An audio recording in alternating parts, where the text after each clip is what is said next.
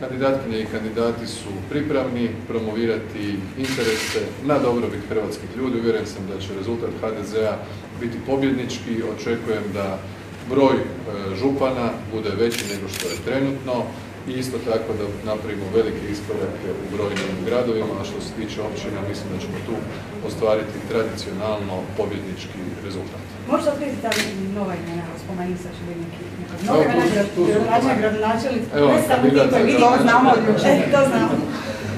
Kandidat za gradonačelnika Prgometa, to za grad Zagreba, gospodin Prgomet, tu je naša kandidatkinja za gradonačelnicu Osijeka, gospođa Šoja, gospodin Špicer, kandidat za gradonačelnika Slavonskog Broda, kolega Andrović, kandidat za župana Virovitičko-podravske županije, kolegica Burić, kandidatkinja u Primorsko-goranskoj županiji, gospodin Dukić, kandidat za gradonačelnika Zadra, gospodin Staničić, kandidat za gradonačelnika Rijeke, gospodin Franković, koji je tu, kandidat za gradonačelnika Dubrovnika, uz čvrstu, snažnu i kontinuiranu potporu i čelnika našeg središnjeg odbora i potpredsjednika vlade ministra obrane kolege Krstičevića i glavnog tajnika i potpredsjednika Sabora Gordana Jandrokovića, te potporu svih članova vlade, zastupnika u Hrvatskom saboru i vodstva stranke. Dakle, idemo i osvježeni i naravno i sa tim jednim dobrim, kvalitetnim miksom iskustva i mladosti očekujem odlične rezultate na lokalnom.